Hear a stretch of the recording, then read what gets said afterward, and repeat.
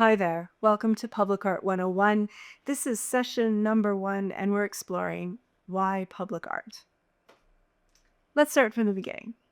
So, Public Art 101 is a professional development series that was originally designed to support artists as they learn some of the ins and outs of how to do public art projects. What we've found over time is that this material is also incredibly relevant to community groups and organizers, community associations who may want to plan and initiate their own public art project.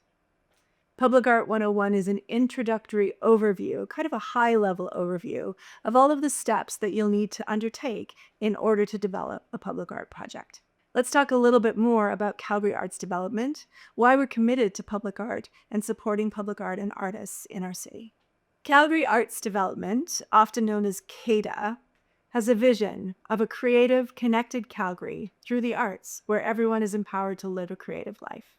Our mission is that the arts have the power to create vibrant communities and bring together diverse voices and perspectives. We support artists in the development of their skills and the expression of their creativity. Calgary Arts Development supports and strengthens the arts to benefit all Calgarians. In 2021, the City of Calgary moved their public art program to Calgary Arts Development for implementation. So since 2021, Calgary Arts Development has been responsible for the commissioning of any new artworks, and that includes programming such as youth programs, artist development, and even temporary exhibitions. Calgary Arts Development is also responsible for building public art awareness and activating the public art collection. So within that context, Public Art 101 is part of this artist development series in order to encourage more public art and support for artists and public art within our community. The City of Calgary is responsible for conserving and maintaining the public art collection as a whole, which includes direct acquisitions to the collection, as well as the Indigenous Public Art Program. Calgary Arts Development and the City of Calgary work together daily. There's a team called the Interdepartmental Public Art Team, or IPAT, which identifies opportunities to integrate public art into city projects. So there's always new work coming, and we're finding ways to do that in our city on a daily basis. So that's why we're here. We want to make sure that communities and artists are prepared to contribute and be a part of that public art process. And we do that by providing some information and knowledge that can assist you in that journey. But what even is public art? What we often think of when we say the words public art is large-scale iconic sculptures. However, public art has evolved, and it includes so much more. At its core, public art is working with an artist and a community to realize something in public space. The resulting artwork can be interactive, it can make use of digital technology, it can be temporary, it can be functional like benches, it can be social through social practice programs, and it can even be a living artwork, such as a garden. And honestly, this is why we love what we do. Artists are experts at creating new things, new ways of working, ideas that can be installed in our community to create bits of joy, celebration, and whimsy every single day. But there are standards and ways of working in public art that support that creative process really, really well. And that's what this series is about, is ensuring that you understand those steps and best practices within public art so that you can create your projects with success. Most of us don't understand the process of public art. Maybe we understand a little bit about construction, or maybe you were trained as an artist and you know how to develop your voice and do your craft with ease. But working in the public realm has its own series of rules, regulations, and ways of working that's slightly different, especially when you're incorporating the new ways of working that support an artist. So these public art processes really help guide the process, but still leave room for the creativity and excitement that an artist brings. Public Art 101 was something that we used to offer live, but we wanted to open that up to be available to everybody at all times. So this online series is your opportunity to follow through from beginning to end of all the steps in the process, or you can drop in and do one topic at a time if you want something specific that's going to support your goals. The curriculum that we've developed for you here is based in the process framework. So we start with all of the steps within your public art project that you should look at, and then we delve in each session a little further into each of those steps along the way. Like every single industry, public art has its own series of best practices. It's got ways of working that are specific to this industry. Hopefully, this series also gives you some language and some deeper understanding of the best practices in public art and even why those best practices exist, so that when you're doing your projects, you have some language to work with when you're developing contracts, when you're working with contractors, and when you're looking at the overall course of your project. So that's why we're here, and this is why we're doing this for you. But there's a bigger question we need to look at first. Why do you even want to do public art in the first place? In order to be an art city, I think those pieces of arts experiences and the ways in which citizens and neighbors and family and friends can experience the arts comes in layers. As someone maybe gets on one of the art buses and maybe didn't even notice what was on the outside of the bus, but then gets inside and starts to read about an artist and about their body of work and why they choose Calgary, and here I am sitting on the bus on my way to work. That's a moment. And then it gets built on when their child comes home and says, "Oh, my class got to go down to the local museum today and we saw this incredible exhibition by these people, and I didn't know that I could be that." Or they told stories that I understood, or I learned about my community in a different way. And then that gets layered on. It's a special time in a local community where celebration happens, and that celebration is combined with food and traditional performance and maybe traditional regalia or dress. And it's right here and it's right in Calgary. And so all these things layer up.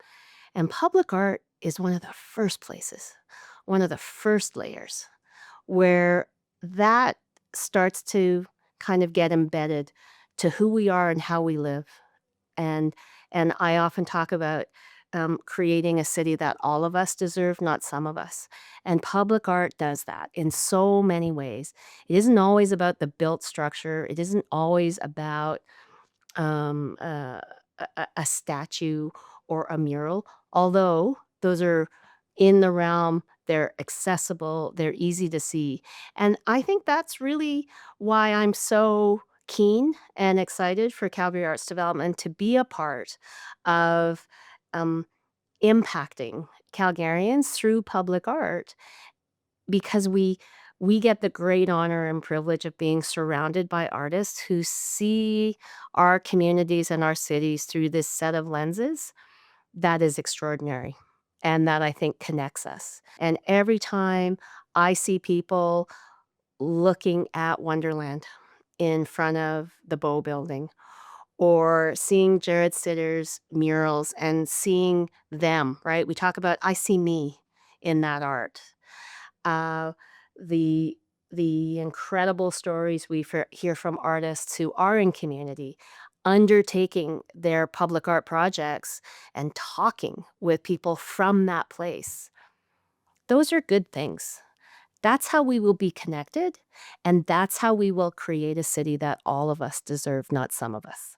Many cities around the world have decided to invest in public art. They have Percent for Art programs or arm's length organizations like CADA who really help support the process of public art in cities. But why would cities want to invest in public art? What's the importance of that? There's quite a few reasons why public art is important in your city. Here's just a few: professional development, celebration of local artists, placemaking, tourism, investment in the local economy, community building, social commentary, memorials, celebrations, and a little beauty, whimsy, and joy. What do we mean by professional development? Well, that's really why we're here. So, Public Art 101 is that intention of investing in our local artist community, ensuring that they develop the skills that they need in order to achieve success in their industry.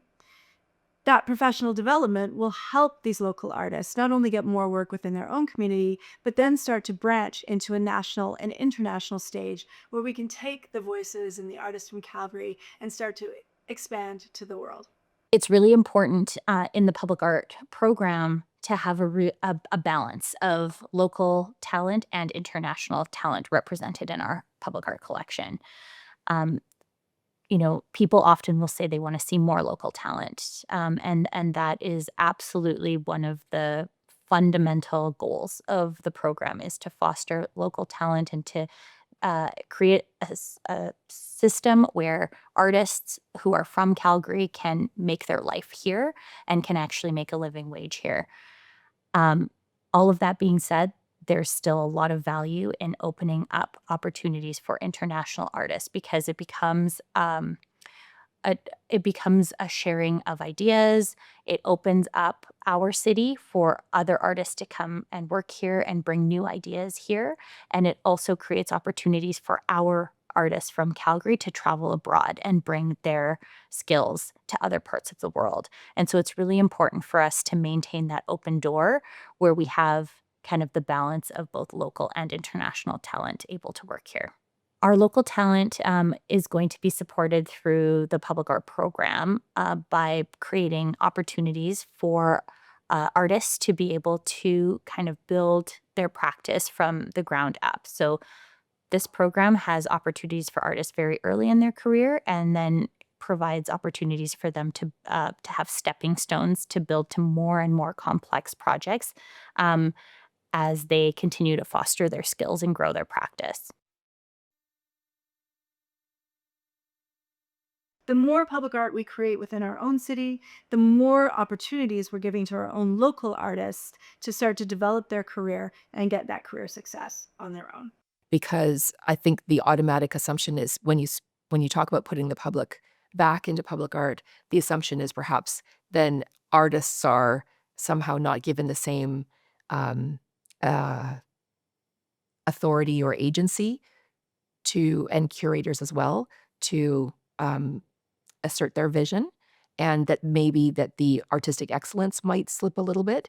And my goal is for there to be space for both, and not necessarily 50-50 either, right? That it's not 50% public art that's community led, but that there is the acknowledgement that there is room and a need for both.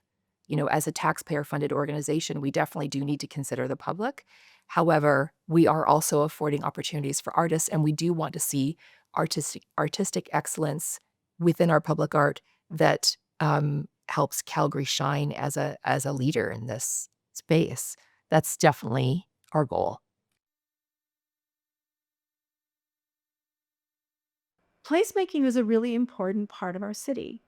All of us have it. We have these things that we know that create memories, and those are often sense memories or connections to family, heritage, place. I know when I was a kid, my mom always would take me into the core and we would go down and see the sculpture of the two men talking, the conversation, the big bronze sculpture. And when I was with her, I always knew that that was a special day with my mom and that we were near our favorite restaurant and this was our time together. So I have a deep affection for the conversation. A lot of people feel that way about art within their community. At City Hall, you'll often hear the phrase, "I'll meet you by the bears," which are the bear sculptures by the front doors. These connections to place are part of why art in a city is so relevant. It actually creates something that defines a community around it.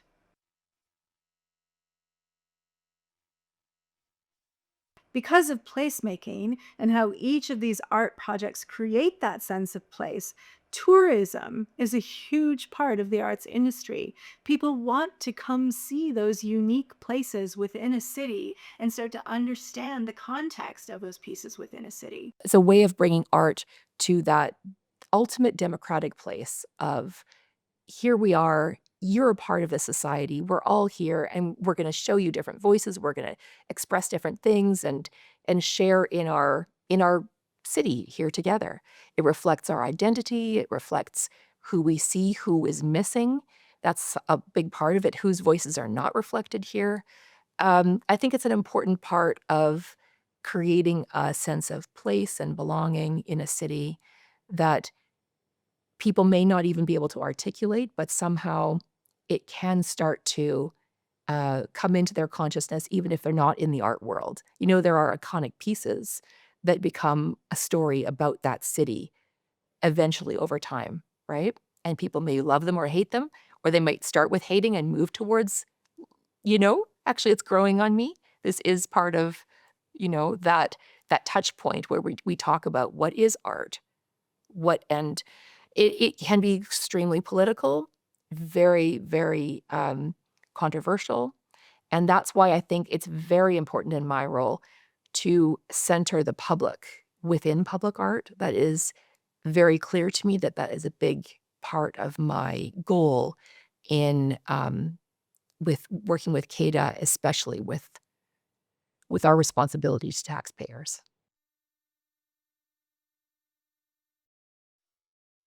Both large and small scale public art projects contribute to our local economy by hiring a vast array of people to support a project.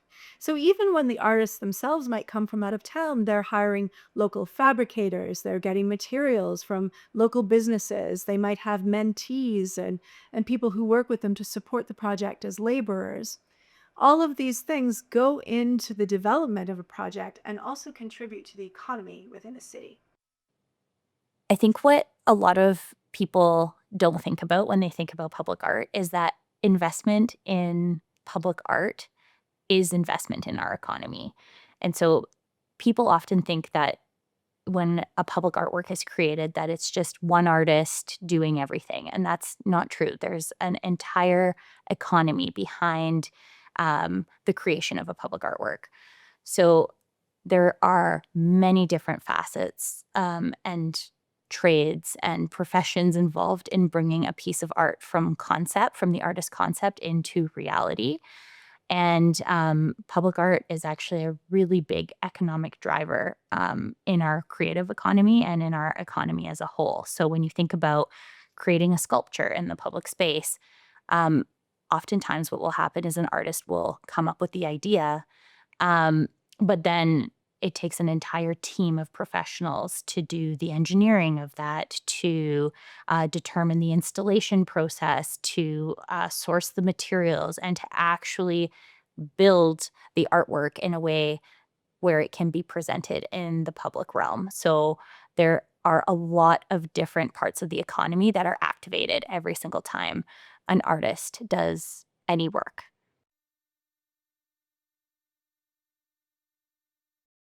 So remember, we talked about all those people who contribute to a project? That's community building. So every step along the way, and we're going to talk about this a lot as we start to explore each of these steps in the public art process, there are ways to encourage contribution from your community, engage your community, and bring them into the public art process. The more that we draw people into our process and engage them every step of the way, the more ownership and connection they feel to those art projects. That's part of that placemaking, it's part of that community building, but it's part of what brings us together as a city. Both artists and community like to initiate projects because there is something really special that happens when an artist connects with a community and then collaboratively can develop an initiative that tells the story of that community or connects to an issue or a current event or the current state of what's happening in that community. Um, Art can really be a way to open the door to have a conversation, and it can really be a way to bring people with different perspectives together, um, whether it's to discuss an issue or just to celebrate living or being in a space together in a way that is inclusive. And so I think it's a lot of work to create artwork in the public realm. There's a lot of red tape that comes with it because you have to think about, the safety and the security and, working with materials that are durable and getting site permissions and all of that headache. But at the end of the day, I think the reason people do it is because it is so, the outcome is so special and because you can end up with such a unique experience. It's almost the journey to get there is just as good as the final product.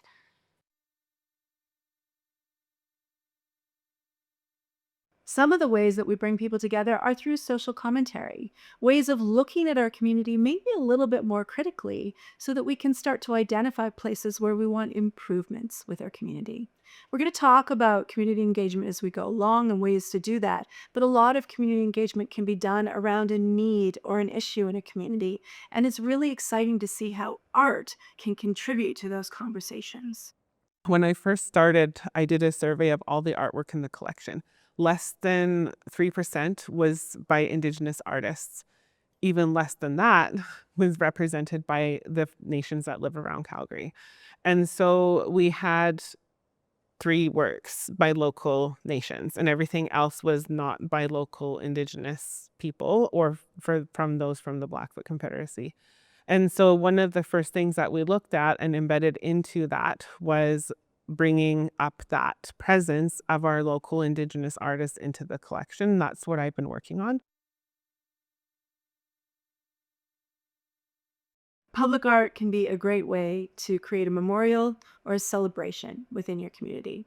So, marking these important passages of time, important anniversaries, important events, creating a physical marker of that people can return to, understand, feel connected to, is one of the ways to bring community together and to create a sense of identity.